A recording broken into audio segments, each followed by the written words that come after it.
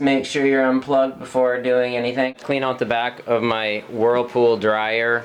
To do this, I vacuumed underneath it. I have a 1/4-inch bit into my drill, and you will go through and remove these. Usually you have 2 hands, and you'll go through and remove all of these.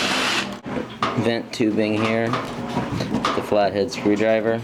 A lot of times these will clog up. That's another reason why you'll have issues with your thermostats or fuses and it overheating. This is a cheap part. Now that I have it off, make sure you inspect it to make sure you don't have any holes. Otherwise you're going to have lint all over. I'll remove the back.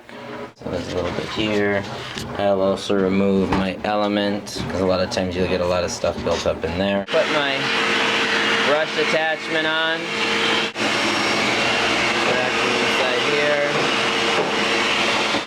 Don't forget to make sure you are unplugged before going in here. Put on my other attachment, and you can look under there and you can actually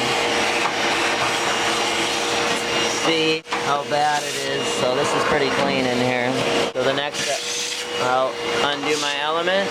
Here I removed 4 bolts here, and then there's 2 screws up here. I'll just check that blower wheel to make sure there's no dust in there.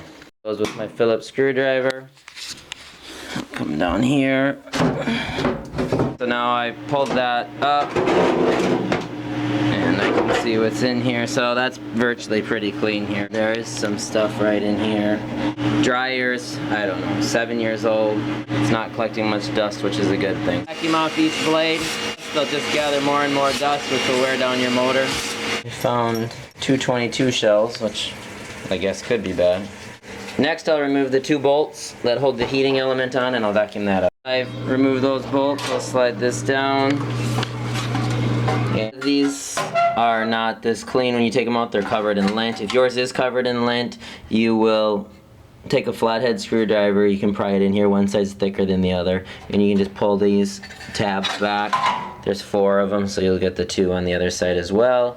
Once you've done that, you can pull this element up slightly. You can run a wisp broom back there. You can vacuum it out.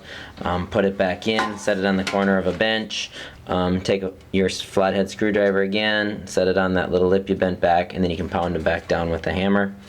And you'll do that to the 4 of these. Be careful not to have your thermostat here on the bench so you don't wreck that. Pound those back in, should hold secure, and then you can reinsert that. Next, reinstall the heating element. You can tip your dryer up a little bit. You can get this to slide back. To get this piece back in here, we tip the dryer up. I've already done that. Get your top in, and then you'll just lift this up, come over slightly. I'll quickly put these bolts back in. Get it all put back together.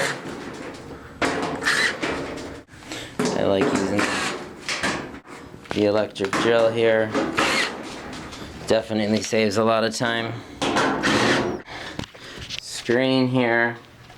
That's a good idea to get everything all vacuumed out. Tube has been attached securely. Plug in my dryer, make sure it's off before pushing it in. Now the dryer has been pushed back into place. It's plugged in, tube's in. We can turn it on. If you just switched up the heating element, or you vacuumed that out or cleaned that out, you'll smell actually a little bit of a burning smell. That's the new dust kind of settling on the element.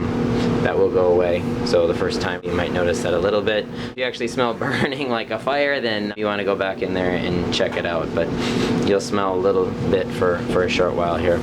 Next thing you do, we'll open it up here, and I am feeling heat, so everything's good.